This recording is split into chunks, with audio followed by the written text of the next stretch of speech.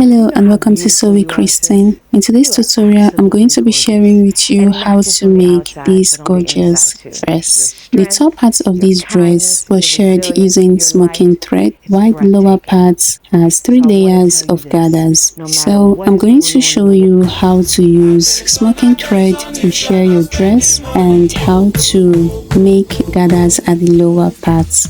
This is the fabric I'll be using to make this dress, and I have this flowered chiffon fabric at 3 yards. The length is by 60. I'll go ahead now and open up this fabric so that we can cut the upper part of the dress. So I'm going to fold this into 2. I'll fold and arrange this properly. After folding, I'm going to measure the quarter hip measurements, and that is 10 inches. I will add 5 inches to that, which is 15 inches. Once that is done, I'll go ahead and mark my starting line at the top part of this clothes using 1 inch. After marking that, I'm going to place my tape this way. That is the chest line measurement, which is 8 inches. I'm going to place that 8 inches on the starting line, and I will measure downward the waistline. So the waistline is 18.5 inches. I'm going to add 3 inches to this for shrinkage to extend the waistline by 1 inch and for the seam allowance. So altogether we'll have 21.5 inches here. I'll come to this side of the fabric and mark down 21.5 inches. After marking, I'll go ahead and rule a straight line over the marked points. Then I'm going to cut directly on that line and at the side here. Next, we use this one that we have cut out to cut the other parts. So place your fabric this way onto the one you're about to cut. Once you're done arranging, go ahead now and cut this way.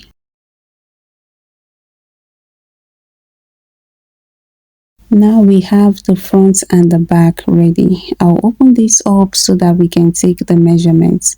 We have this at 30 inches. The next we will do is we are going to mark ½ inch downward all through, starting from the line at the top there. So this is the first method we'll be using to make the shirred part of this dress.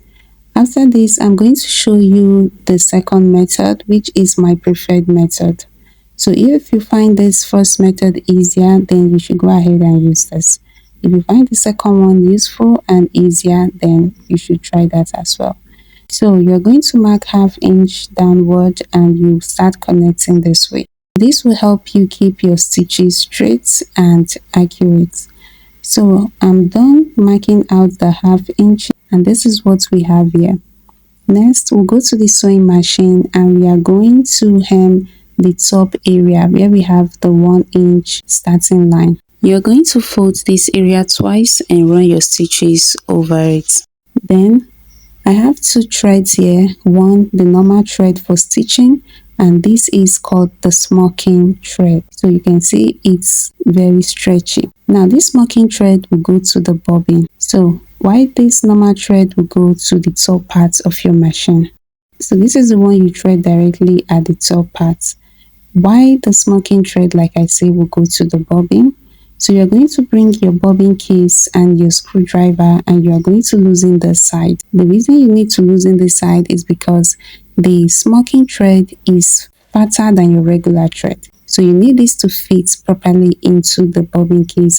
Now, when you want to reel this thread to your bobbin, you won't use your sewing machine to do this. You're going to use your hand to reel this on your bobbin. So you're going to reel, do not pull it, do not stretch it. Not for any reason should you stretch this. You can see this is very stretchy and we want that stretchiness on the fabric. So you leave everything the way it is, you just let it go smoothly around your bobbin, and that is it. Also, when you reel, do not fool the bobbin. Alright, do not fool the bobbin, and before you place your bobbin into the case, ensure you have your thread facing this way. That is, your thread is in the P direction, not in the Q direction. Now I'm going to face this into the case and pull the thread. You can see this is a bit tight, so I'll go ahead and loosen this a little. So you don't want this to be too tight and you don't want it to be too loose. That is just how it goes. Now we are done reeling our bobbin and fixing the case into the machine. Next is for us to sew. All you have to do is to sew directly on the lines that you have created. Ensure that you use your gather stitch, that is, your stitches are not tight when making use of a smocking thread. When sewing, do not stretch your fabric at all, just let it go very smooth and very free. So once you get to the end, you don't have to cut your thread, just turn and continue to sew on the line that you have created. This is the first method. Next, I will show you how to use the second method. This is the second method, and for this method you're going to be sewing on the right side instead of the wrong side that we used for the first method. So for this second method, I did not draw any line. I just went ahead to sew directly on the fabric. The difference between this and the first one is that your smocking rubber would show on the wrong side and not on the right side. For the first one, your smocking thread will be visible on the right side, while for the second method, your smocking thread will be visible on the wrong side. This that I'm holding now is the first method. The smocking thread is visible on the right side instead of the wrong side. So that is one reason I'm going to opt for the second method, where I can have my smocking thread showing on the wrong side. If you want to use this method, you can go ahead and use this, but you won't be able to make markings on the right side unless you can clean off those markings. And the thing is, it is very easy to achieve. All you have to do is to use one hand to open up the gathers so that you do not sew the areas that have been gathered by the smocking thread. You're going to use one hand to stretch the upper fabric and you're going to use your other hand to open up the fabric so you can sew on the areas that are without gathers. Also, this second method will save you the stress of marking half inches from top to bottom of your fabric. You can see what this look like. It is very neat and very beautiful. So let me know in the comments which method you would be trying out, and if you try both, let me know the one that you prefer. This is how far I have sewn, and this is what it looks like. This is the right part of the dress. A regular thread will show on this right part. So I'll go ahead now and finish up the stitches. Alright, I am done stitching this, and here we have the front and the back parts together. Next, I'm going to measure this so you see what we have here. Starting from the 8 inches, we now have 19.5 inches, then with our seam allowance. You can see that this has reduced. That is the reason we added the shrinkage allowance to this. Next is for us to cut the lining. I'm going to open up this lining now so that we can take the measurements. This part is on fold, while this other side is not. The measurement of this is 30 inches. When I fold this into 4, it gives 15 inches. That is the initial measurement we use for the front and back of our dress. That is what you also use for the lining. Now at the top part, I'm going to mark my starting line. Then I'll bring in the upper piece and place the seam allowance area onto that line. Once I arrange this properly, I'm going to measure this to get to the knee length. I'm going to place the 8 inches onto the upper part the way we've been measuring. Then I will take this down to 41 inches. That is the knee length. Then from there, I'm going to minus 4 inches and mark 37 inches as the new length. The lining is to be shorter than the main fabric. So I'll go ahead now and extend my line throughout this fabric. After that, from the upper piece, I'm going to measure down 5 inches for the second layer of the fabric, and I'm going to measure 11 inches. That's I'm adding 6 inches extra now. This part will be for the third layer placement. So I'll go ahead now and extend all these lines. After that, I'm going to cut out the length of this lining. Next, I will transfer the markings that we have on the other side to this area and extend my lines to the edge of this fabric.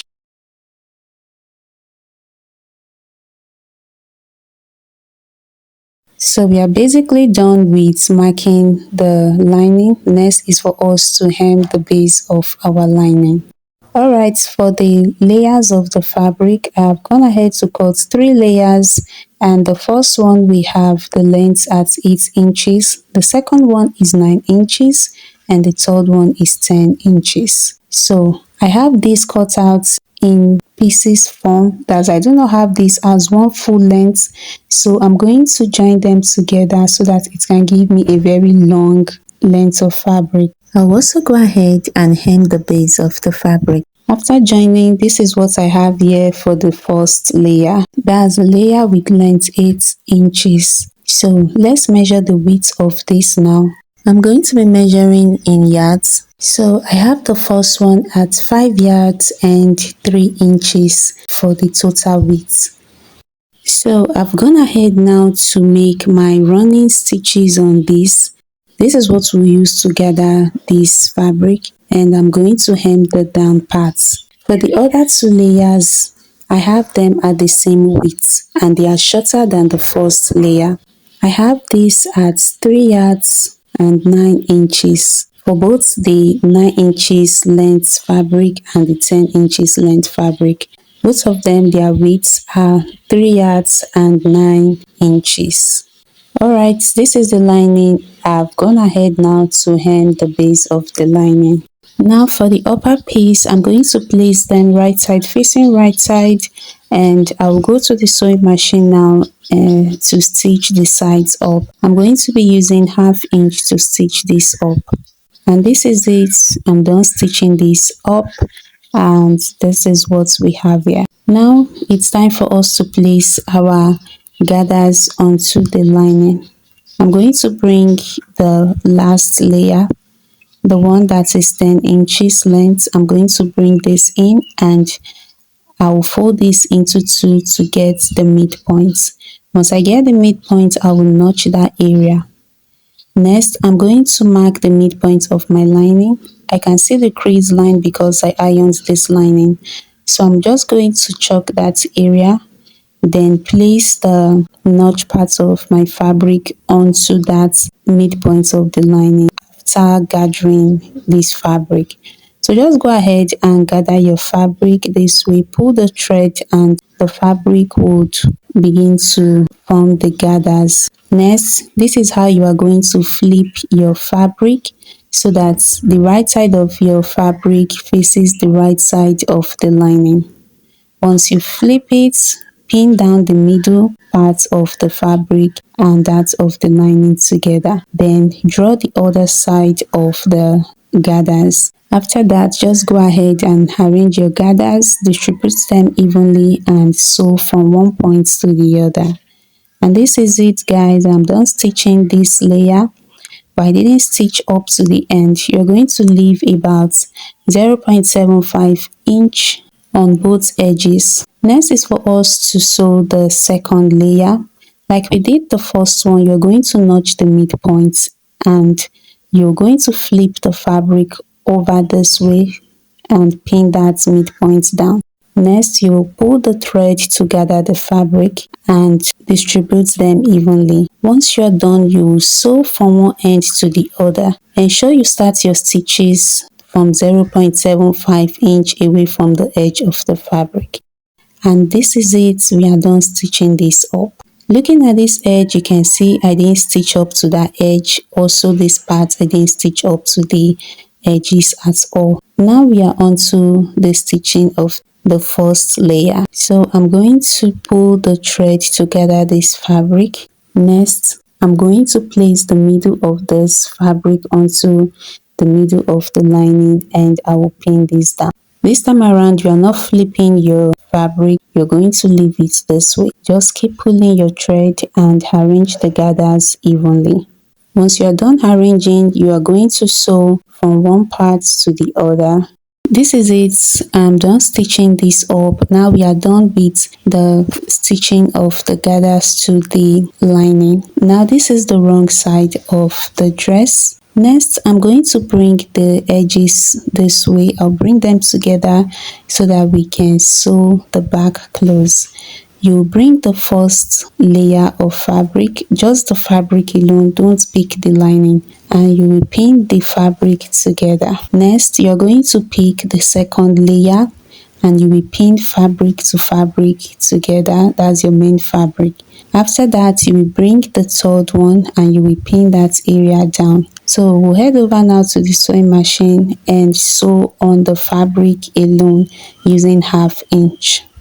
This is it. I am done stitching up the back parts, so I didn't stitch up the lining at all. Now I'll be stitching the lining separately. So tuck in the main fabric and hold your lining out this way. So you're going to use 1/2 inch now to stitch this up. When you are stitching, ensure you push your main fabric inward so that your stitches will not touch the main fabric. And this is it. I am done with the stitching of this. You can see the 3 layers are hanging out individually. Next is for us now to close up the remaining space that is left here. So you are going to turn your fabric this way and stitch on those areas. Alright, we are done stitching this, and the next thing we'll need to do now is to fix this to the upper piece. So I'm going to bring in the upper piece, turn this so that the right side of the upper piece faces the right side of the lower piece. Then we are going to run our stitches around this.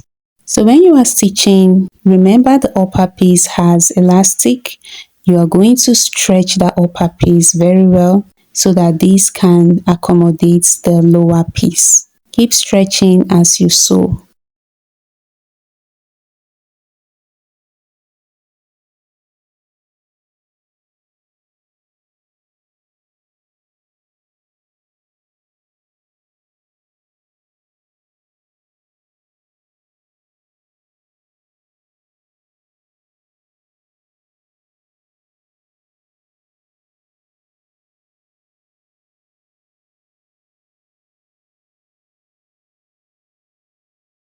Now we are done stitching the upper piece to the lower piece. Next is for us to fix the straps to this. So this is what the inside of our dress looks like. I'm going to turn this now to the right side so that we can fix the straps to this. The width of my strap after sewing is 1.5 inches. You're going to cut 4 inches. So when you sew, you get 1.5 inches. And the length is 32 inches. So I will measure what I have here without stretching the dress. I have this at 12 inches. So I'll divide that by 4 and I have 3 inches. So from this side, I will measure 3 inches, and this side I will also measure 3 inches. Next, you're just going to stitch your strap on the wrong side of this dress where you marked your 3 inches.